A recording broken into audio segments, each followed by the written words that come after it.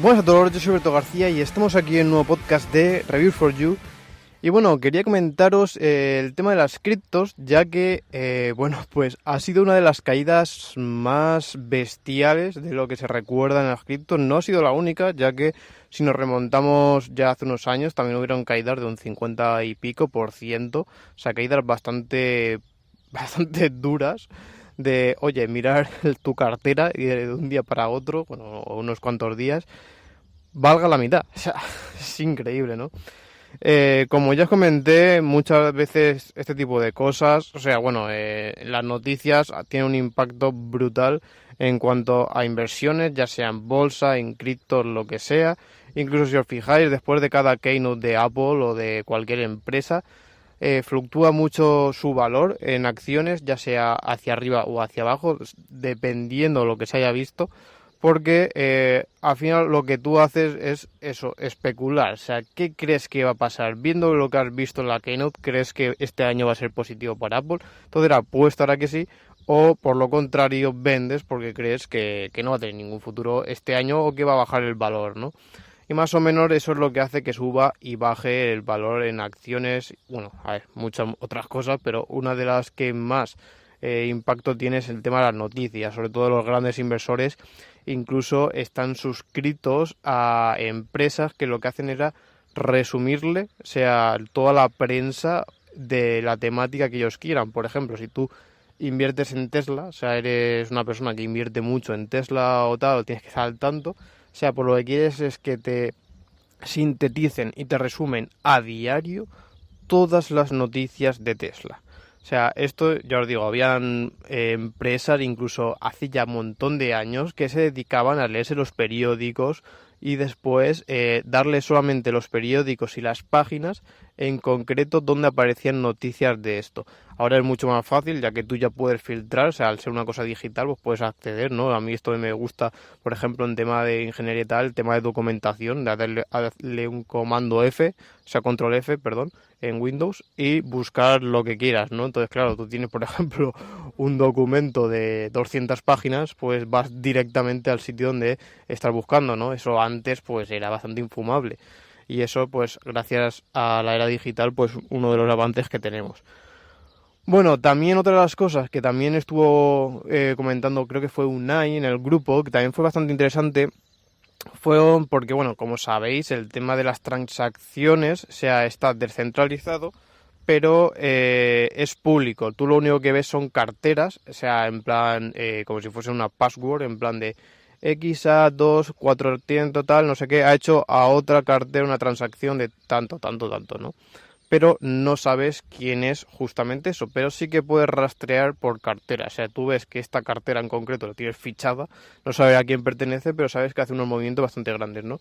Pues justamente en estos como que se pusieron de acuerdo varias de estas carteras potentes para vender cantidades muy grandes a una hora y un día en concreto, ¿no? Esto pues provoca un desplome increíble. Y esto muchas veces se hace, lo que dicen lo que los peces gordos son los que manejan la bolsa y que ellos mismos tienen el poder, pues es justamente por eso. Tú imagínate una persona que invierte ahí millones y millones y millones, de repente todos esos millones que tiene en bitcoins, por ejemplo, los vende de hoy para mañana. O sea, claro, ahí hay un desplome bestial porque su porcentaje de lo que es lo que conforma el bitcoin es un trozo bastante grande, y quitar un trozo bastante grande de esos pues equivale a que pega un bajón. O sea, si tú quitas 1.000 o 2.000 euros, pues tampoco supone mucha cosa para la bolsa o para las criptos, ¿no? Pero si tú quitas, imagínate, yo qué sé, 15.000 millones de hoy para mañana, pues bueno, ahí ya empieza a afectarlo un poco, ¿no? Pues cuando encima se unen varias carteras, o sea, varias personas de esta o empresas justamente para ponerse de acuerdo para hacer este tipo de movimientos, lo que hacen es justamente lo que os comenté antes. Por eso os dije que esto son cosas que se utilizan, técnicas que se utilizan para coger el dinero de esa gente que vende después. O sea, resumiendo, tú compras y vendes y la diferencia de valor es tus ganancias, ¿no? O sea, si tú vendes allí rápido, de ahí arriba, y después, cuando empieza a bajar la cosa, es cuando empiezan a vender los demás, tú después vas a comprar esos mismos bitcoins que has vendido antes, pero a un precio mucho más bajo. Esto es lo que yo he visto y justamente también quiero comentar por aquí, porque creo que es un punto de vista bastante importante, es el tema de las personas que a lo mejor no están metidas en este mundillo, ¿no? Esto yo creo que es lo malo de no solo del Bitcoin ni de las criptos, sino de todo, ¿no? O sea, el invertir en algo que no entiendes, creo que, o por lo menos no tienes ni idea ni de lo que es. O sea, hay gente que compra criptos y no sabe ni lo que es una cripto, ni lo que es el blockchain, ni nada, o sea, absolutamente nada. Esto, yo que sé, te puede salir bien, pero tienes más papeletas de que te salga mal, ¿no? Y hay mucha gente de esta que, claro, tú veías la tendencia y era una tendencia alcista, alcistas que siempre iba hacia arriba, por lo menos o sea, obviamente siempre va bajando y subiendo, pero la tendencia era alcista. Claro, aquí de puta madre todo el mundo iba viendo cómo sus ahorros se iban multiplicando. La putada es cuando la tendencia empieza a ser bajista, que ha sido lo que ha estado durante estas semanas y ahí es donde se cagan, porque ven que sus ahorros, incluso esa gente que ha pedido préstamo y todo para invertir, pues ha hecho esto. Y aquí es cambiar un poco el chip. O sea, cuando pasan este tipo de cosas, conociendo justamente lo que hacen este tipo de personas, lo único que está de nuestra mano es o coger y cuando ves un movimiento de estos grandes, tú también vender, porque que esto es lo que suelen hacer muchos, por eso tiende a bajar bastante el valor. O después, si ya ves que, por ejemplo, tu compra ha sido justamente ahí arriba, que lo que te va a causar va a ser, en vez de tener menos ganancias, va a ser tener pérdidas, pues es lo que se dice como hold o holding, ¿no? Que es mantener tus ahorros y no venderlos hasta esperar que pegue el rebote y vuelva a subir su valor. Esto, bueno, es lo más común en bolsa, dependiendo de lo que inviertas, puede ser que pegue un casporrazo. Por eso, por ejemplo, hay inversores que lo que hacen es justamente decir, oye, cuando o sea, que parece una tontería, porque lo ves súper básico, pero es que más o menos es como su apuesta segura, ¿no? Que ellos dicen, oye, yo invierto en las empresas donde creo que las acciones están por debajo del valor de la empresa y justamente vendo cuando pasa lo contrario, cuando las acciones es como que está sobrevalorado, ¿no? O sea, cuando yo veo, por ejemplo, que Tesla, el valor de Tesla está sobrevalorado respecto, por ejemplo, al valor que yo le doy a la empresa, o el valor que tiene así, pues lo que hago es vender, porque sé que tarde o temprano va a pegar el casporrazo, ¿no? Es una cosa muy básica, pero que tiene todo el sentido del mundo. Lo que pasa es que es muy jugoso y sobre todo uno de los principales problemas que tiene cualquier persona que invierta es dejarse llevar por los sentimientos. Es lo peor que puedes hacer. ¿Por qué? Porque tú cuando ves esa tendencia bajista y ves bajar tus ahorros es como, hostia, hostia, hostia, hostia, ¿cómo baja, cómo baja, cómo baja? Y entonces muchos lo que hacen es, bueno, pues prefiero vender y las pérdidas, pues bueno, tengo X pérdidas, no pierdo todo. O sea, es muy raro que se vaya a perder todo alguna vez. O sea, obviamente ha pasado de que tú inviertas en una empresa y la empresa vaya a pique. O sea, por poder puede pasar. En el tema de las criptos, pues pasa igual. Si tú metes, yo qué sé, en Shiba, que es una cripto que tampoco es que esté afianzada en el mercado, por eso su valor es 0,000008 dólares o así, pues tú coges y le metes ahí 30.000 euros, obviamente si eso sube, pues vamos, con que valga 1 euro Shiba, pues vas a, vamos, a vivir tú, tus hijos, tus nietos y tus bisnietos, ¿no? Pero si tiene altas probabilidades de que caiga. Sobre todo, al fin y al cabo, cuanto más ganancias hay es cuanto mayor riesgo hay. Más o menos suele ir un poco así. Y obviamente cuando alguna cosa no está afianzada en el mercado, no tiene una estabilidad, que es cuando menos valor tiene, por ejemplo el Bitcoin cuando empezó, pues nadie conocía la tecnología, no estaba muy puesto, no sabían cómo iba a evolucionar esto y era muy raro que una persona metiese, por ejemplo, ahí, yo qué sé, sus ahorros, decir, oye, esto yo creo que va a subir. Habrá gente que lo habrá hecho, incluso yo vi gente que vendía sus casas y todo por comprar bitcoins en aquel entonces y a día de hoy se habrán hecho de oro. Pero era mucho riesgo porque no sabía, o sea, es que aquí creo que yo para mí el principal factor que puede afectar al tema del bitcoin es el tema legal, de que pongan restricciones que puedan cargarse la tecnología blockchain por decir, oye, no podemos dejar que el sector bancario y todo esto de las finanzas se descentralice porque al gobierno no le sale rentable, ¿no? Esto, bueno, ya dije ejemplos de en algún en alguna época donde se había incluso prohibido tener oro en casa, ¿no? Porque era como que no tenía poder el propio Estado. Eso a mí es lo que más miedo me da, y ahí cuando salte una noticia por ahí hay que estar muy atentos, porque puede ser que ese sí que sea el momento en donde o vendes o te quedas sin nada, porque ahí sí que es como que se ha encargado este mundo. Yo sí que veo que también se están creando muchos negocios alrededor de las criptos, de muchas cosas, o sea, bueno, del blockchain en sí, y también veo complicado a lo mejor de que de hoy para mañana digan, oye, esto se prohíbe, ¿no? Y todas esas empresas y todos los trabajadores que están dentro de esas empresas mueran de hoy para mañana. Pero bueno, tampoco es la primera vez que pasa esto, o sea, al fin y al cabo tú tienes que también regirte por las leyes y si de repente lo prohíben, pues mira, te has quedado en lo que ha pasado, por ejemplo, un poco aquí con Uber y tal en España, ¿no? Que de repente en Barcelona pues prohíben Uber, pues eso es un poco igual, o sea, de repente cogen y lo prohíben. Y eso es una de las cosas que pueden hacer que el tema de blockchain, o por lo menos a mí es el miedo que me da de que el Estado vea que al descentralizarse no puedan hacer seguimiento, por ejemplo, tú puedas comprar, vender criptomonedas y al no estar centralizado, a no tener una cuenta bancaria, al no estar Hacienda ahí y poder ver tus movimientos, pues claro, no seas rastreable de alguna manera. Y eso son cosas que yo como que las criptos... hostia, las moscas estas, mucho. Eh, el miedo que me da es justamente eso, porque veo que al Estado no le conviene. O sea, poniéndome en la posición del gobierno y de Hacienda y todo eso, el tema de las criptos es algo que no le conviene y que no le sale rentable. Entonces es el miedo que me da que digan, oye, si esto dejamos que vaya más, vamos a perder aquí el poder que tenemos sobre todo esto, ¿no? Y no sería de extrañar de que dijesen, oye, vamos a sacar el euro virtual y todas las criptos demás van a quedar, se prohíben o algo así. Eso yo no lo descartaría y esto yo creo que tendrá que pasar, o sea, a lo mejor si no es tan drástico como prohibirlas, pero yo creo que tiene que haber algún cambio en ese sentido porque veo como que se va a perder ese control que tiene el gobierno sobre la gente, sobre el dinero. Y claro, tú puedes tener muchos bitcoins, todo eso no es rastreable, Hacienda no sabe lo que llevas, es como, no sé, no lo veo del todo rastreable y que le llega a interesar, ¿no? Entonces, pues eso también habrá que estar bastante puesto.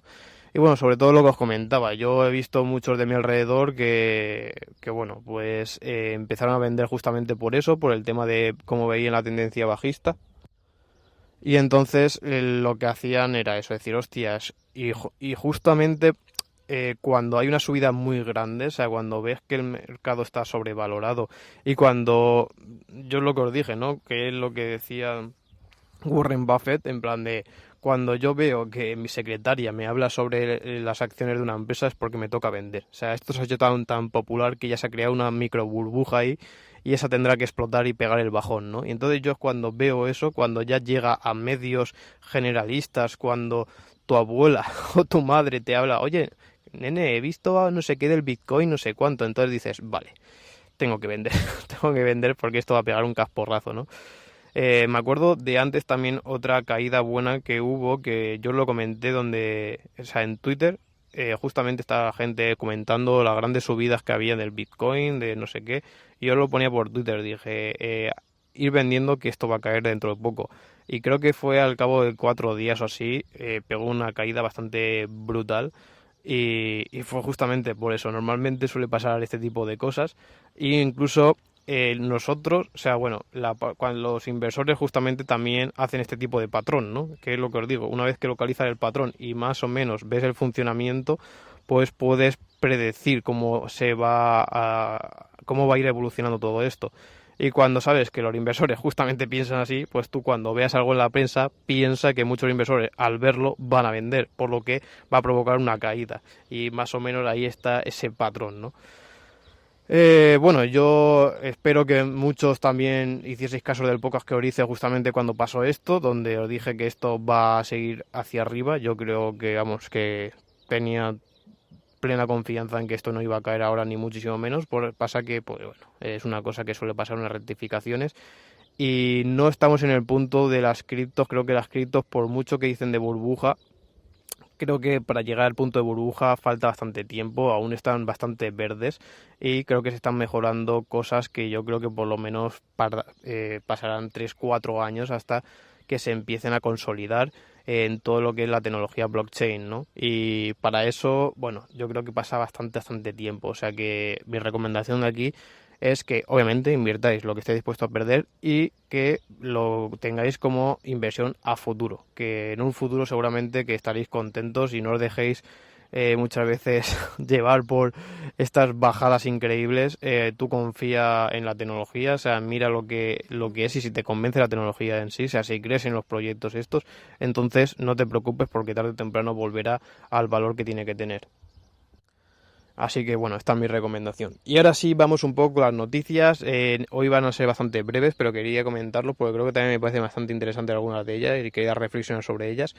Vamos a empezar con Valve, o Valve, que es la empresa que es propietaria de Steam. Steam seguramente lo conoceréis, ¿no? La típica tienda de videojuegos online, donde, bueno, pues es el rey a día de hoy y tiene, se puede decir, casi el monopolio de los juegos de PC. Y bueno, Steam no ha sido la primera vez que ha apostado por hardware, sino que ya teníamos también, por ejemplo, Steam Link. También tenemos ese mando que no me acuerdo ahora, que Steam Controller o algo así, no sé si se llamaba tal cual así.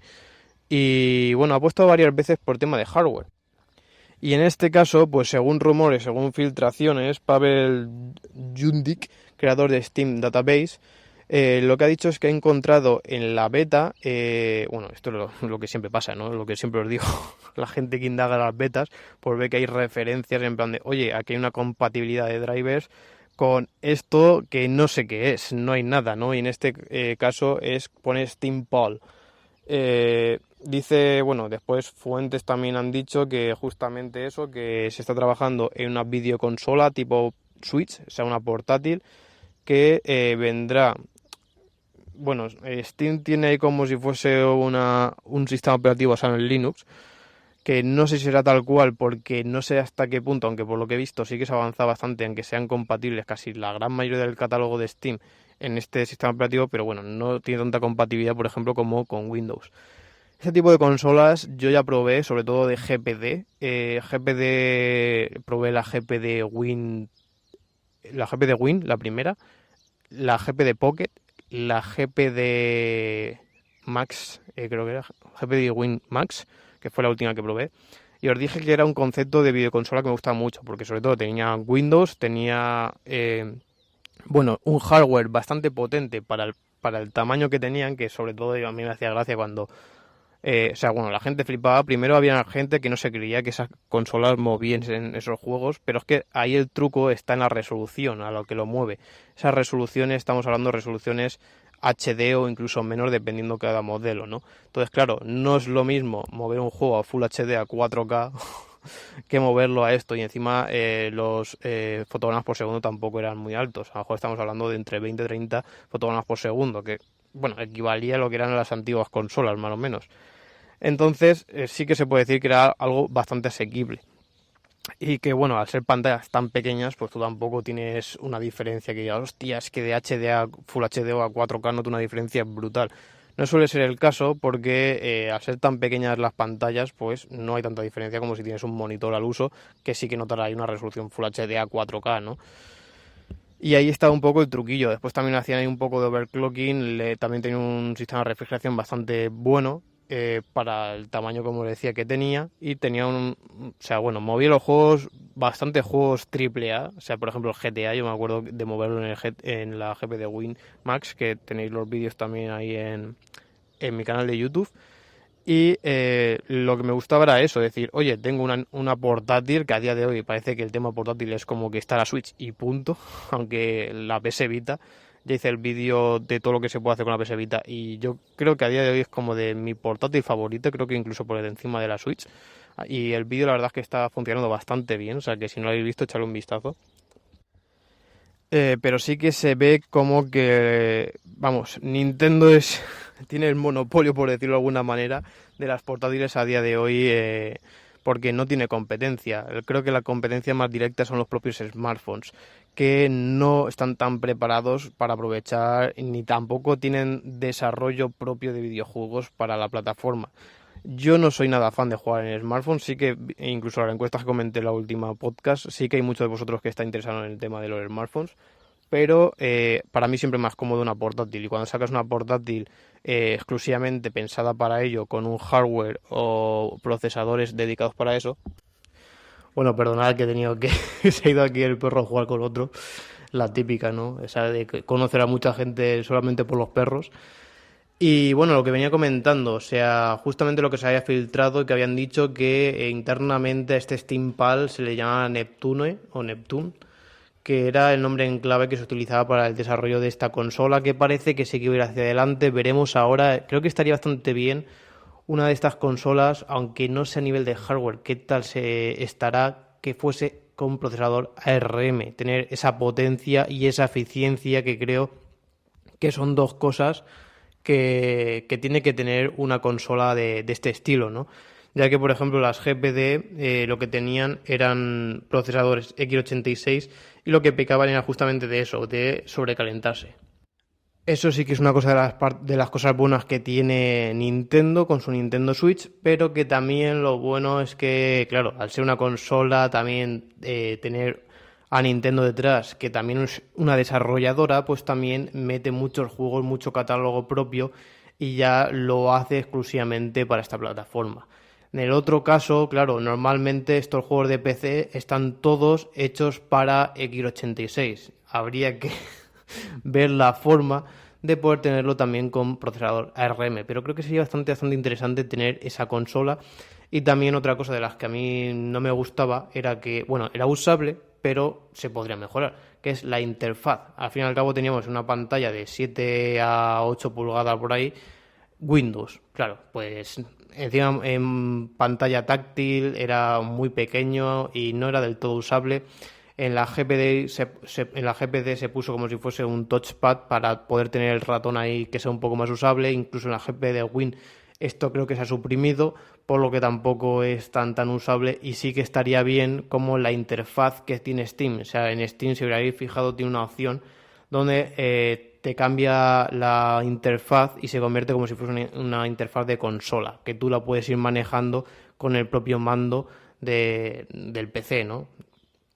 Esto estaría bastante bien implementarlo justamente en esta consola y yo creo que sería lo ideal. O por lo menos coger el Windows, caparlo o modificarlo para quitar recursos que no vas a necesitar y hacer esto y que corra esta capa por encima, que es el aspecto visual de todo esto, ¿no? Creo que sería bastante interesante hacer algo así y creo que sería la parte diferenciadora que tendría Valve con esta consola. A mí, sinceramente, me gustó mucho este tipo de consola. Me parecía el decir, oye, todo el catálogo que tengo de Steam lo puedo tener ahora en modo portátil. Esto creo que en un futuro sí que se va a ver relegado por el tema del streaming, como os comentaba, aunque creo que también ahí hay un cuello de botella. Primero, por las infraestructuras, dependiendo de dónde vivamos. Aquí en España nos podemos dar un canto de los dientes porque la verdad es que no nos podemos quejar. También las tarifas que tengamos, o sea, no todo el mundo tiene tarifas ilimitadas y se puede permitir estar jugando en cualquier sitio, incluso la gran mayoría no lo tiene. Y bueno, sí, creo que son las dos principales cuellos de botella que tenemos a día de hoy y estaría interesante, pues bueno, tener esto, que yo creo que a lo mejor sí que esos 3, 4, 5 años de transición creo que se los podría comer bastante bien y tener esa consola capaz de mover juegos AAA, por ejemplo, aunque sea una resolución HD, como es lo que hace la Switch. La Switch, la pantalla que tiene también es HD. Y creo que molaría bastante. A mí me gusta mucho eso y creo que tener el plus de ser Valve y de tener su propio sistema operativo este que tenían o esa capa, creo que unir todas esas piezas podría tener algo realmente interesante. Si a ello también se une un precio medio asequible y creo que el tema del procesador en ARM también sería un aspecto bastante diferenciador, aunque sea algo no propio. O sea, ya sabéis que ahora con el tema de ARM cualquiera puede hacer sus propios procesadores, sino que sea, por ejemplo, algún procesador que tengan ya, que vayan a sacar, por ejemplo, Samsung con AMD o O por ejemplo alguno de Nvidia, que ya sabéis también que la Nintendo Switch cuenta con un procesador de Nvidia ARM que fue hecho justamente para esta consola. Pues algo así, creo que estaría muy muy muy interesante y tendríamos una potencia grande, no tendríamos mucho calentamiento y toda una portátil, ¿no? Y después todo el catálogo de Steam, o sea, se unirían unas piezas increíbles y creo que se podría ser una gran consola. No sé, a mí me gusta mucho la idea, veremos si sale a la luz y si de verdad triunfa, porque bueno, el Steam Link también estaba bien el decir, oye, tengo mi ordenador en mi cuarto, ¿no? Por ejemplo, en el despacho, pero yo quiero jugar en la tele del salón, ¿no? Y decir, oye, me tengo que llevar todo el ordenador allí o tirar un cable HDMI. Bueno, pues no era todo lo cómodo que se quería, ¿no? Mientras que de esta manera podíamos poner el Steam Link y enviarte la señal. Eso también es una solución bastante buena, pero que creo que lo que le falla un poco a Steam es un poco el marketing. O sea, aunque sea un poco un marketing dedicado más al público más generalista. O sea, que tú le digas, oye, cómprate esta consola que te va a costar igual o un poquito más que la Nintendo Switch y después cada juego en vez de costarte 50, 60 euros te va a costar 10 euros, 30 euros. Es como te vas a ahorrar muchísima pasta con que te compres dos juegos, ¿no? Y yo creo que ahí está lo fundamental y lo interesante de este tipo de consolas basado bueno, en Windows o que tenga la plataforma de Steam. No sé, me gusta mucho la idea, aunque seguramente, eso sí, estará capada a la tienda de Steam. No será compatible con la Epic Games, que también a mí me gusta de cara a que te regalan muchos juegos y ya tengo un catálogo bastante grande, igual que seguro que muchos de vosotros, y estaría interesante también poder incorporarlo a esta consola. Pero bueno, veremos si aún se ha filtrado, aunque que aparezca ya en la beta. Bueno, esto también es bastante importante, ya que no creo que falte mucho para que lo presenten. Veremos a ver, también habían otros conceptos, bueno, que creo que se van a lanzar como los de Alienware. Alienware también se sumó a este tipo de consolas. En este caso iba a venir con Windows. Y no sé, a mí por mi experiencia probando este tipo de dispositivos, creo que los cuellos de botella vienen más por un procesador que está pensado para un portátil y no para una consola tan pequeña, por lo que se va a sobrecalentar mucho más, el rendimiento de la batería y la interfaz. Creo que son los tres puntos clave que tendrían que mejorar y que Steam creo que sí que podría llegar a hacerlo. Veremos a ver. Y bueno, también para finalizar quería comentaros justamente algo que va un poco también relacionado con esto, y es que iFixit, para lo que no os conozcáis, es un medio bastante importante que se dedica prácticamente a desmontar aparatos, a hacer guías de reparación, y están muy bien, la verdad que están muy bien, incluso creo que venden sus propios accesorios o kit de reparaciones para X productos. Entonces está muy bien y sobre todo también ponen puntuaciones de cada producto, su reparabilidad, o sea, qué tan fácil es de reparar cada producto. Me acuerdo del HomePod, que creo que era casi irreparable. Tenías que cargártelo o algo así para poder abrirlo. No sé si es porque estaba o sellado o metido herméticamente y no podías abrirlo o algo de eso, que allí creo que hasta lo cortaban la carcasa exterior para poder acceder al interior del HomePod. Y bueno, lo que han hecho ahora es, como no, coger el nuevo iMac, este iMac con procesador ARM, el M1, y lo han desmontado, han visto sus entrañas y está muy bien también para ver un poco de electrónica, que también nos mola a nosotros, que la electrónica, pues lo bueno y lo interesante es decir, oye, tienes este espacio, que es el diseño que han hecho exteriormente, vale, ¿cómo metemos todos estos componentes electrónicos dentro y después que tengan un buen funcionamiento? Porque ya sabéis que no es solamente dejarlos en el chasis, sino ver también el sistema de refrigeración, cómo va a afectar, después que también tenga un buen peso equilibrado, o sea, tiene muchas variables que tienes que ir controlando y ahí está la principal dificultad, ¿no? Bueno, aquí lo curioso de este iMac es que el 99% del iMac es para la pantalla. O sea, viéndolo externamente, o sea, lo que es la barbilla de abajo, esa zona que no tiene el logo y que a tantos no nos ha gustado, creíamos que iba a ser un iMac todo pantalla, pues es justamente la zona que alberga la placa base y los altavoces, mientras que todo lo de arriba está solamente para el tema del panel. El panel, aunque tú veas solamente el panel LCD, eso lleva varias capas y tiene un grosor, o sea, no es que sea tan finito como una pantalla al uso. O sea, si os fijáis en las televisiones, mira tú que una televisión tampoco que tenga gran cosa, son, no, o sea, siendo muy finas, o sea, incluso las ultra finas, yo por ejemplo la LG que tengo LED, es muy fina, o sea, solamente tiene el panel, pero claro, todas las conexiones, toda la placa lógica y todo eso lo tiene en la parte inferior. Y esa es la parte gorda, que encima es bastante gorda, es como un palmo o así. Y más o menos, si os fijáis, si todas las televisiones suelen ser un poco así. Tienen una parte más gruesa, que es donde tienen toda la parte de placas base, altavoces y tal. Y después lo otro que es fino para decir, oye, mira qué fina que es la televisión, ¿no? Pues creo que es un poco así. Aquí en este caso, pues lo que se ha hecho es poner toda la pantalla, los controladores de la pantalla y todo eso en la parte prácticamente de la superior y la parte inferior solamente para la placa base, altavoces, dejando obviamente su caja de resonancia y tal. Y después también por el tema de las conexiones externas como los USBs y también el tema de la carga y todo esto, ¿no? Bueno, con esto, ¿qué podemos ver? Sobre todo que lo que nos propone ARM, es decir, oye, mirar lo que es una placa con x86, todo lo que hay que tener, y aquí lo concentrado que está.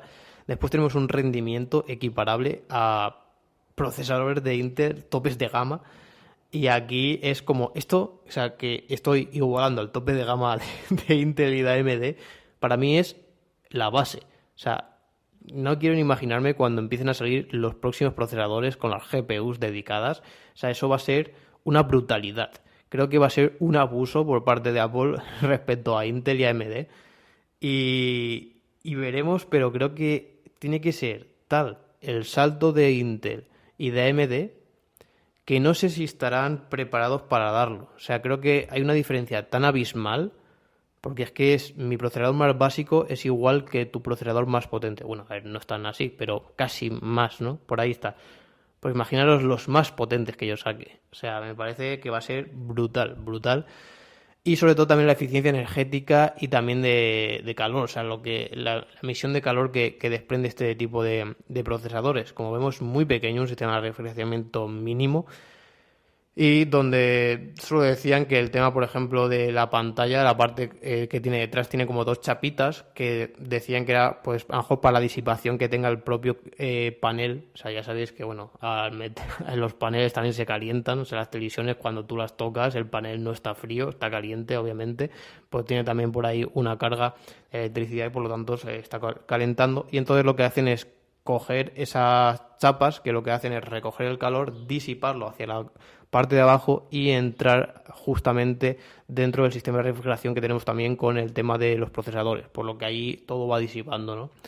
La verdad que está bastante comedido, bastante bien, aunque a mí me sigue fallando un poco el diseño. Yo creo que esto Apple tiene ahí, o sea, está enfocada en hacerlo lo más fino posible. Y yo sinceramente hubiese preferido un iMac más gordito, que tuviese la placa detrás, los altavoces detrás, y que fuese más gordito y fuese todo pantalla. A mí me hubiese gustado más, sinceramente. Pero bueno, ahí está y también creo que está bastante interesante el ver cómo se compone por dentro, lo que nos puede llegar a otorgar este tipo de tecnología. Y yo creo que el avance que estamos teniendo con ARM y lo que va a pasar durante estos años. Incluso muchos de vosotros me preguntáis por procesadores ARM para Windows, viendo bueno, todo lo que está ofreciendo Apple. O sea, no por ser ARM va a ser siempre mejor, no. Pasa que Apple lo ha hecho realmente bien aparte de la ARM. Se ha hecho un buen procesador con ARM. O sea, ARM no significa que por ser ARM vaya a ser muchísimo mejor que x86. No, o sea, no va a ser así tal cual. Lo que pasa que ahí se han juntado dos factores. Es un ARM muy potente y muy bien hecho. Que no significa que todos vayan a ser así. Incluso los procesadores que comentaba ayer, que ha presentado Qualcomm, son procesadores para competir contra los Intel Celeron. O sea, aquí no podemos decir que vaya a competir con el M1 ni de coña, o sea, ni de coña, no son procesadores que estén ahí a la par, ¿no? Pero bueno, sí que vemos que Apple lo ha hecho, es bastante asequible y es su primer procesador, o sea, es que esto tiene una curva que dices, hostia, es que tiene tanto que aprender, tiene tanto por desarrollar que creo que veremos, vamos, creo yo, en todo esto, en rendimiento, va a ser para mí algo brutal. Brutal que a día de hoy x86 tenía un cuello de botella y sobre todo fue el motivo por el que Apple dijo, oye, paso de utilizar Intel y me paso a procesadores ARM porque energéticamente es mejor, tienen una mejor eficiencia y un mayor rendimiento. O sea, es todo positivo. Lo único pues tenía que tener esa transición de cambiar de arquitectura. Pero por lo demás, aquí lo estamos viendo, es increíble. Y bueno, esto ha sido todo por hoy, espero que te haya gustado y como siempre recuerda que puedes acceder a todos nuestros enlaces de redes sociales, canal de YouTube, podcast y página de ofertas en reviewforyou.com/enlaces. Así que nada, espero que os haya gustado y nos escuchamos en un próximo podcast de Review for You. Adiós.